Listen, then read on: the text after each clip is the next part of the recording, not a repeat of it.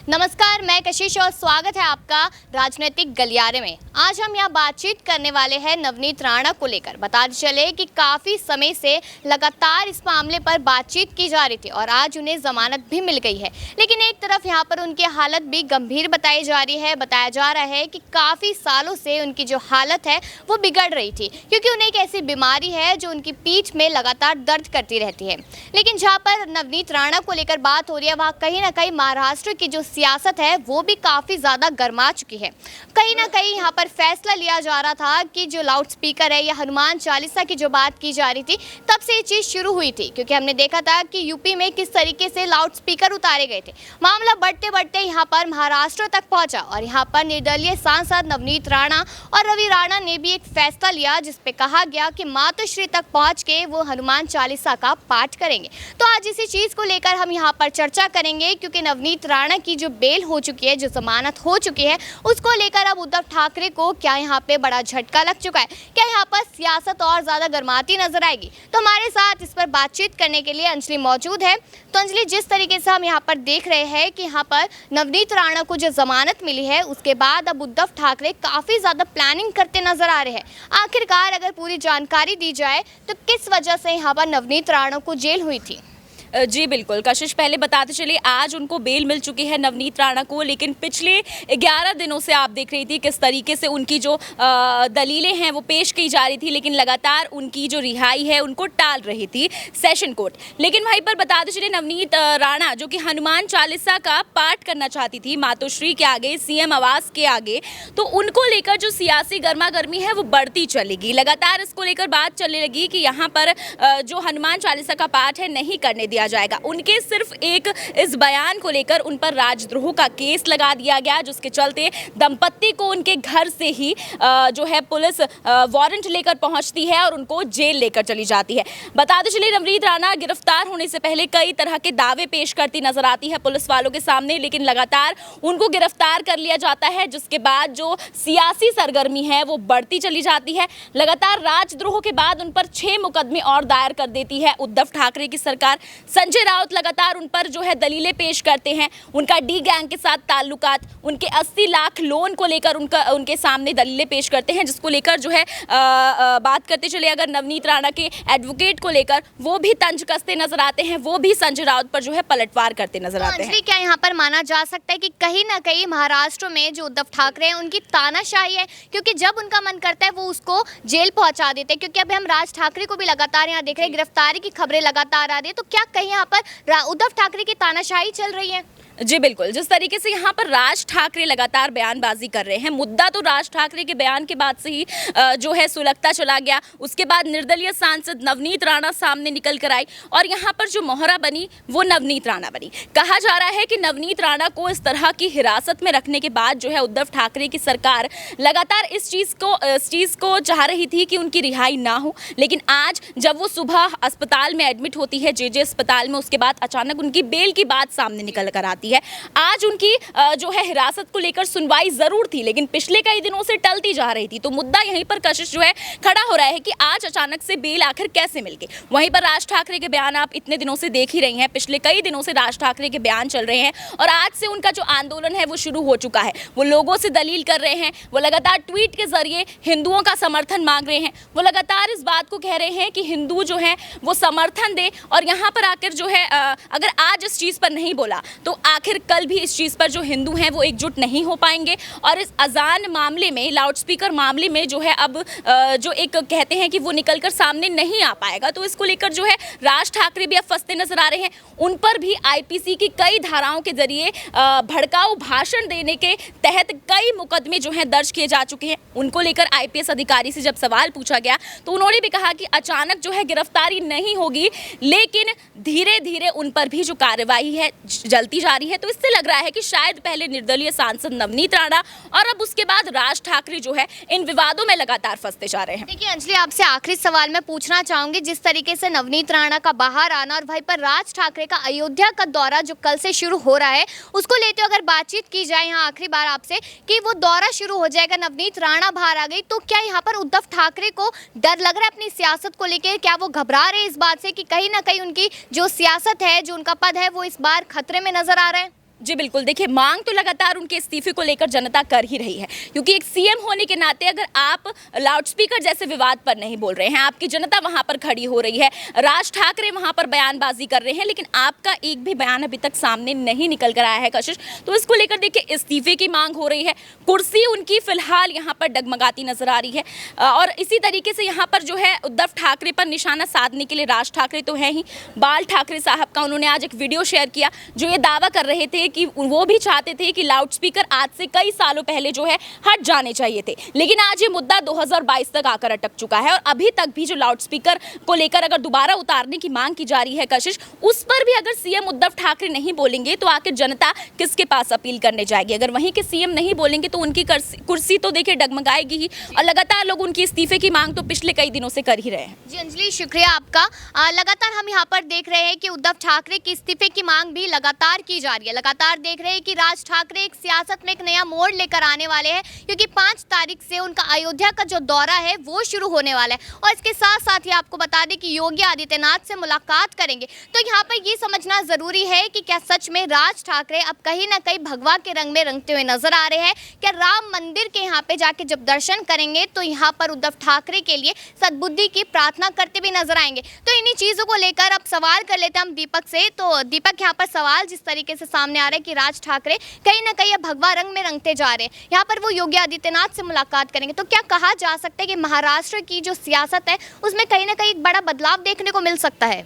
अगर आप इन दिनों की राजनीति में देखें तो सिर्फ 2 मसले बहुत चर्चाओं में, एक बुलडोज़र और एक लाउड स्पीकर। दोनों चर्चे अगर देखें तो यूपी से उठे, बुलडोज़र भी और लाउड स्पीकर भी। यूपी में कई जगहों पर लाउड स्पीकर हट रहे हैं, उनको लेकर कोई मुद्दा ज़्यादा गरमाया हुआ नहीं है।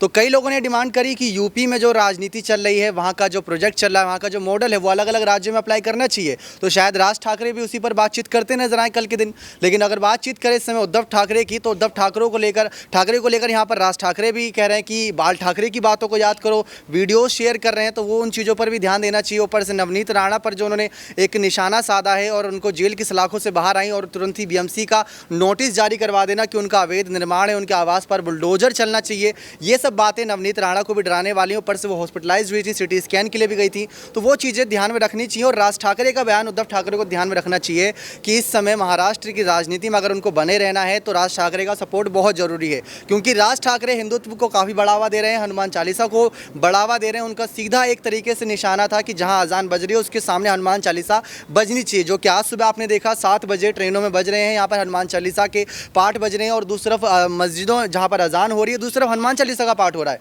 तो वो चीज़ काफ़ी दंगा भड़काऊ है। लेकिन निशाना अगर साधा गया तो नवनीत राणा पर, जबकि उन्होंने सिर्फ बयान दिया था, ना कि उन्होंने हनुमान चालीसा का पाठ करा था। तो आप देखिए उद्धव ठाकरे के खिलाफ जब नवनीत राणा ने इतना बड़ा बयान दिया तो नवनीत राणा पर शिकार यहाँ पर निशाना साधते हुए उनको जेल की सलाखों के पीछे भेजा, जबकि उनकी तबीयत खराब थी, 8 साल की बच्ची उनकी घर पर थी, और उसके बाद जेल की सलाखों से बाहर आई। मुसीबत कम नहीं हुई, क्योंकि अब घर को अवैध निर्माण बताकर बुलडोजर चलाने की मांग की जा रही है, पूरी जांच पड़ताल की जा रही है। लेकिन बात करें राज ठाकरे और योगी आदित्यनाथ की, योगी आदित्यनाथ इस समय मतलब बीजेपी जहां जहां है वहां वहां आपको कोई भी दंगा फसाद की खबरें नहीं सुनने को मिलेंगी। लाउड स्पीकर वहां पर भी हट रहे हैं, लाउड स्पीकरों की आवाज़ कम कराई जा रही है, इस मुद्दे पर बहस हो रही है, लेकिन दंगा नहीं हो रहा। दंगा कहाँ हुआ? जहांगीरपुरी दिल्ली के और जोधपुर राजस्थान के, वहाँ दोनों अगर क्षेत्रों में आप देखें तो बीजेपी की सरकार नहीं है। वहाँ पर एक तरफ आम आदमी पार्टी, एक तरफ राजस्थान में कांग्रेस खड़ी है। तो क्या बीजेपी की सरकार का जो मॉडल है यूपी में जो लागू है इस समय सबसे बढ़िया मॉडल एक प्रोजेक्ट के रूप में यूपी को प्रोजेक्ट किया जा रहा है। हर तरफ अगर बीजेपी जा रही है तो यूपी को यहाँ पर एक कह सकते हैं एग्जाम्पल दिया जा रहा है कि यूपी की तरह इस राज्य को ही बना देंगे। वहाँ पर जो कार्य हो रहे हैं हिंदुत्व को लेकर हो रहा है, धर्म को लेकर हो रहा है, वही कार्य इन राज्यों में भी होंगे। तो क्या राज ठाकरे महाराष्ट्र में भी कुछ ऐसे ही प्रोजेक्ट्स लागू करेंगे? ये बातचीत के बाद पता चलेगा जब कल का दौरा होगा उनका। तो देखिए, हमने अभी देखा था महाराष्ट्र की सरकार में जब राज ठाकरे लगातार बोलते आ रहे थे यहाँ पर लाउड स्पीकर को लेकर, तो आज की जब खबर सामने आई कि 90% ऐसे लाउड स्पीकर थे जो अजान पे नहीं चले आज, तो क्या माना जा सकता है यहाँ पे कि अब जो मुस्लिम समुदाय है वो भी कहीं ना कहीं अब राज ठाकरे का समर्थन कर रहे हैं? अगर आप देखें तो इन सब मसलों पर उद्धव ठाकरे को बयान देना चाहिए था। सीएम वो है, संविधान उनके अंतर्गत आता है, सरकार सत्ता उनकी है।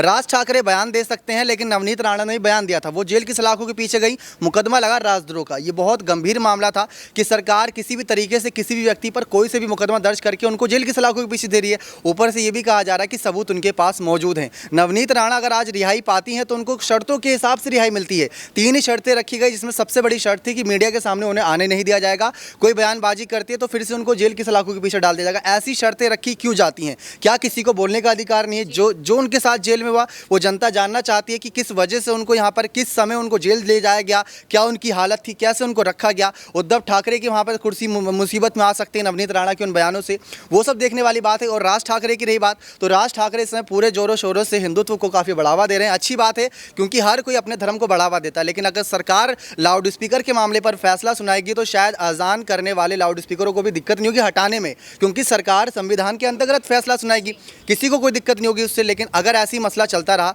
तो जो दंगा जहांगीरपुर में भड़का था, जोधपुर में जो भड़का था, महाराष्ट्र में ना भड़क जाए, वो देखना इंटरेस्टिंग होगा कि कैसे उद्धव ठाकरे सरकार उसको रोकती है। और राज ठाकरे जो अभी पूरे फुल फॉर्म में है, योगी से मिलने जा रहे हैं। योगी से मिलने के बाद आपको ही पता है कि हर कोई भगवा रंग में रंग ही जाता है। तो वो राज ठाकरे का अब क्या अगला कदम होगा, अयोध्या को लेकर जो अभी पोस्टर लग रहे हैं इतने बड़े बड़े, वो काफ़ी उनका आगे का क्या प्रोजेक्ट्स आने वाला है, वो महाराष्ट्र की तस्वीर तय करेगा। नीरज, जैसे कि मालूम है कि यहाँ पर महाराष्ट्र में तो हम हालात देख ही रहे। अब जब यहाँ पर जोधपुर की खबर सामने आई थी, जब हमने देखा कि यहाँ पर हिंदू मुस्लिम का दंगा भड़क गया एक झंडा लगाने से, तो क्या लगता है कि मतलब लाउड स्पीकर का जो मामला था, यहाँ पर अजान का मामला आया, और तो कहीं ना कहीं यहाँ पर अब मामला जोधपुर में भी ये सारी चीज़ें देखने को मिलेगी। क्या लोगों को ये सही लगता है कि हिंदू मुस्लिम का जो दंगा है वो ऐसे ही भड़कता रहे? लोगों को बिल्कुल सही नहीं लगती, क्योंकि इससे जो प्रॉब्लम होती है वो एक आम जनमानस में होती है, आम लोगों को ही होती है। उनकी कहीं ना कहीं जो सर्वाइवल के लिए जो रोजी रोटी हर एक दिन के लिए बाहर जाते हैं, उनको इस दंगों से काफ़ी ज़्यादा यहाँ पे प्रॉब्लम होती है और वो बाहर निकल नहीं सकते। वहाँ पे सरकार कुछ ना कुछ ऐसी चीज़ें कर देती है। जैसे इंटरनेट कल बंद कर दिया गया था जोधपुर में, तो अगर आप उसी घटना को ले लीजिए जोधपुर की, तो उसमें इंटरनेट बंद कर दिया था। तो किस तरीके से वहाँ पे लोग जो डे बाई डे सर्वाइवल करते हैं, जो अपनी रोजी रोटी कमाते हैं, तो वो कैसे वहाँ पर सर्वाइव करेंगे। तो ये हिंदू मुस्लिम जो भी यहाँ पर पूरे देश में अभी चल रहा है, ये बिल्कुल निंदनीय घटना है। और आप बात जहाँ महाराष्ट्र की कर रही है, जहाँ पे नवनीत राणा और रवि राणा को अभी जमानत मिल गई, तो बिल्कुल तानाशाही वहाँ पे दिख रही है उद्धव ठाकरे के गवर्नमेंट के द्वारा। जिस हिसाब से राज ठाकरे लाउड स्पीकर पे और मुसलमानों पे लगातार जो कमेंट कर रहे हैं, वो बिल्कुल दर्शाता है कि एक तरफा हिंदुत्व की राजनीति वो कर रहे हैं वहाँ पे। अगर आपको अगर बोलना ही है तो आप दोनों साइड बोल सकते हैं, क्योंकि आप जिस तरीके से नवनीत राणा ने कहा था कि हमें सीएम आवास के बाहर जाके हनुमान चालीसा पढ़ना है, और आपने इतने से कमेंट पे जाके आप उन्हें जेल में डाल देते हो, इतनी सारी धाराएं उन पे लगा देते हो। और कहीं ना कहीं मुझे लगता है कि दोनों के अगर कमेंट देखे जाए तो राज ठाकरे ज़्यादा यहाँ पे कहीं ना कहीं ज़्यादा कहने के मुझे लगता है कि ज़्यादा मुसलमानों के खिलाफ बोलते हैं ऐसे। अगर देखा जाए, हमने जैसे कि दीपक से भी बात की थी इस बारे में लेकर कि यहाँ पर 90 ऐसे लाउड स्पीकर थे जो आज बंद थे, तो कहीं ना कहीं ऐसा लग रहा था कि जो मुस्लिम समुदाय है वो कहीं ना कहीं अब सपोर्ट कर रहा है राज ठाकरे का। और राज ठाकरे पर लोग शायद इसलिए भी विश्वास नहीं करते क्योंकि वो काफ़ी बार अपनी बातें कहते हैं और उससे पलट जाते हैं। लेकिन अगर ऐसा होता है कि आने वाले चुनावों में कहीं ना कहीं कुछ उलट पलट देखने को मिलता है, तो क्या लगता है कि यहाँ पर बीजेपी कुछ कर पाएगी, या फिर उद्धव ठाकरे को अपनी सियासत बदलने के लिए या स्ट्रॉन्ग करने के लिए, मजबूत करने के लिए कुछ ना कुछ जरूर करना पड़ेगा? ये राजनीति है, यहाँ कुछ भी हो सकता है। इस तरीके से राज ठाकरे की बात आपने कही तो बहुत बड़ी हस्ती है, और आज डेट जो उन्होंने दी थी कि आज की डेट में जितने भी लाउड स्पीकर है वो बंद होंगे। अगर बंद नहीं हो तो उनके सामने हम हनुमान चालीसा चलाएंगे। तो कहीं ना कहीं बहुत सारे लोगों ने उसे अप्लाई भी करा, बंद भी करें लाउड स्पीकर।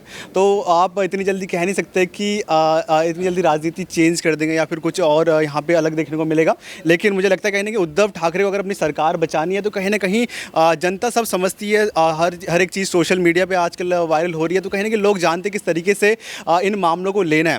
तो उद्धव ठाकरे को कहीं ना कहीं एक स्ट्रॉन्ग एक्शन लेना पड़ेगा इस मामले पे। जिस तरीके से उन्होंने नवनीत राणा को यहाँ पे जेल भेजा, वो कहीं ना कहीं एक निंदनीय घटना है और हर कहीं इसकी यहाँ पे आलोचनाएं की जा रही हैं। तो मुझे लगता है कि उनको एक स्ट्रॉन्ग एक्शन लेना चाहिए राज ठाकरे के खिलाफ भी, अगर उन्होंने नवनीत राणा के कमेंट पर कुछ कहा है तो शुक्रिया नीरज आपका। जिस तरीके से हम लगातार यहाँ लोगों से बातचीत भी कर रहे हैं और हमने देखा है कि कितने लोग महाराष्ट्र में जो लगातार सियासत चल रही है वहाँ पर कितना ज़्यादा लोग अपनी राय रखते नजर आ रहे हैं। क्योंकि आपको बता दें कि जहाँ महाराष्ट्र में इतने ज़्यादा हालात खराब हो गए हैं, तो भारत देश में ऐसे और भी राज्य है, जहाँ बात कर ली जाए राजस्थान की, बात कर ली जाए दिल्ली की, तो वहाँ पर भी हालात लगातार बिगड़ते जा रहे हैं। क्योंकि अभी लेटेस्ट पंजाब की खबर सामने आई थी, जहाँ पर हमने देखा था कि पटियाला में भी किस तरीके से दंगे भड़के थे, और उस वजह से हमने देखा कि भगवत मान ने कितना बड़ा फैसला लिया था। अब साथ ही साथ राजस्थान की भी थोड़ी सी जानकारी अगर आपको देते चले तो बता दें, अशोक गहलोत की सीट भी इस वक्त काफ़ी ज़्यादा खतरे में है, क्योंकि यहाँ पर सचिन पायलट को लेकर लोग अपनी जो खुशी है, जो इच्छा है, वो जाहिर करते नजर आ रहे हैं। तो वह अशोक गहलोत के लिए लगातार आक्रोश जताते नजर आ रहे हैं, क्योंकि उनका कहना है कि जिस चीज़ के लिए फैसला लिया जाता है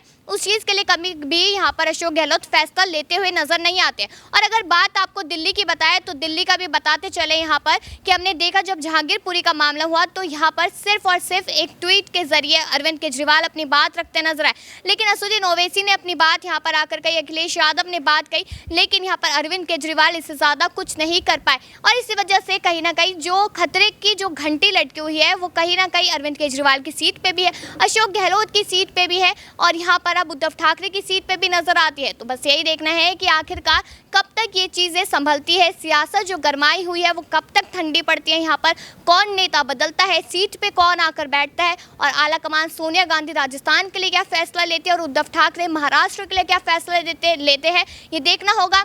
मिलते हैं इसी समय पर और अभी तक के लिए इतना ही और बाकी खबरों के लिए देखते रहिए नेक्स्ट 9 न्यूज़।